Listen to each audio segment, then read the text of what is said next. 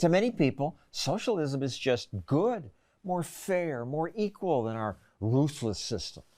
The word socialist, after all, is derived from society. It suggests we're all in this together. Bernie Sanders calls himself a democratic socialist, and he almost won the Democratic nomination by promising socialist benefits.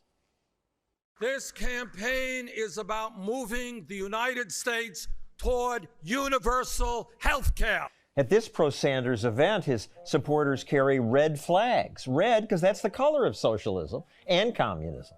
Don't these people know history? The Soviet Union murdered millions of people.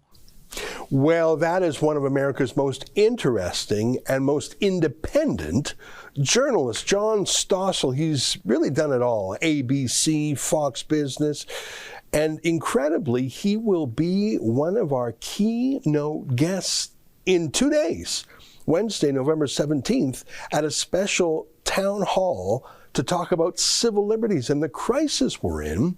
This is a series of town halls. We've had the first with Tucker Carlson, the second with Glenn Beck, the third John Stossel. But really, I got to tell you, the star of the last event, I like Glenn Beck plenty. But oh my gosh, Dr. Julie Ponesse and her video from that night, look at this. It's been seen nearly 200,000 times on YouTube. And Dr. Julie joins us now via Skype from London, Ontario. Dr. Julie, I don't know if you know that, but your speech at the last town hall has been seen just about 200,000 times on YouTube. Did you know that? Well, I knew it was climbing, but I didn't know we'd got to that number. That's amazing. Well, you know what? There's a reason for that. You have a very rare combination of heart and head. And what I mean by that is you're logical, you're smart, you take people through the ethics of decision-making in the era of the pandemic, but you don't get dry and professorial. You speak from the heart too, and I think it's because of what you personally experienced. I'm just so proud that you're the pandemic ethics scholar of the Democracy Fund. You're going to be speaking on Wednesday night too, am I right? That's right. Well, I look forward to what you're going to say. Is it going to be similar to your remarks of the last time? Are you going to talk about anything in particular this time? Well, one of the things that I'm planning on talking about is, you mentioned civil liberties. So freedom and whether or not we are very good judges of whether or not we're free, whether or not it's possible to be wrong about whether or not we're free.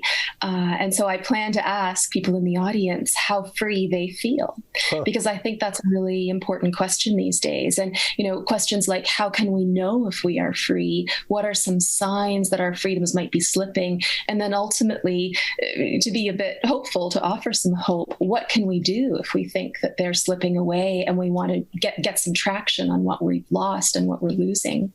Yeah. You know, I want to throw an idea at you. I remember when I first discovered a phrase in economics called hedonic adaptation. I thought, what on earth does that mean? And it was an idea where, let's say you make $50,000 at a job and you get a raise to $60,000. That's a huge raise, 20% raise, and it's the best feeling in the world. And all of a sudden, you can pay off some bills, and you can maybe get a nicer car and go a slightly nicer vacation. But within 6 months, that $60,000 a year is now your new normal, and you can't go backwards. And you've adapted your expectations. That is now your baseline. What was once luxury to you is now normal. And the phrase I've heard for that is hedonic adaptation. I think that concept applies to a lot of things. The idea that the government can tell you where you can go, when you can go, you have to put a mask on. The idea that other people can scold you, demand you for your most private and intimate health information. I don't know what the word would be to adapt to that. It's the opposite of hedonic. It would be authoritarian adaptation, that we're just used to it. We're used to having a bouncer at every restaurant or shop. It's really like a bouncer who asks you invasive questions. And we're used to that now, aren't we? What else I think we're really used to is that we have lived incredibly well for a very long time in Canada.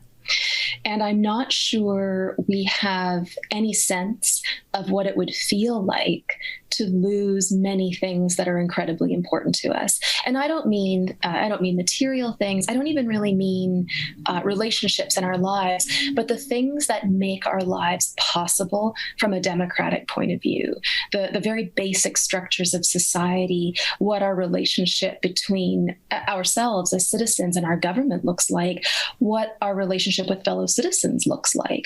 Do we have obligations to other people? And what do those look like? I think now we're seeing that, this pandemic situation is putting our feet to the fire. It's showing us what we're really made of. It's showing us how strong our democratic ties have been. And the news isn't good.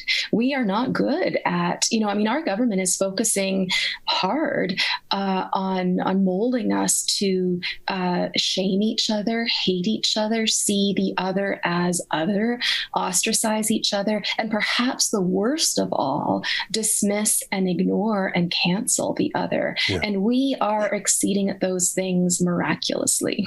We are A+ students at those things. And we need to put the brakes on for a little bit and stop and think about where our country came from, why we were the envy of the world for so long, why we should, in some sense, be shameful of our democracy and how to get it back again. That's an excerpt from my daily show, The Ezra Levant Show.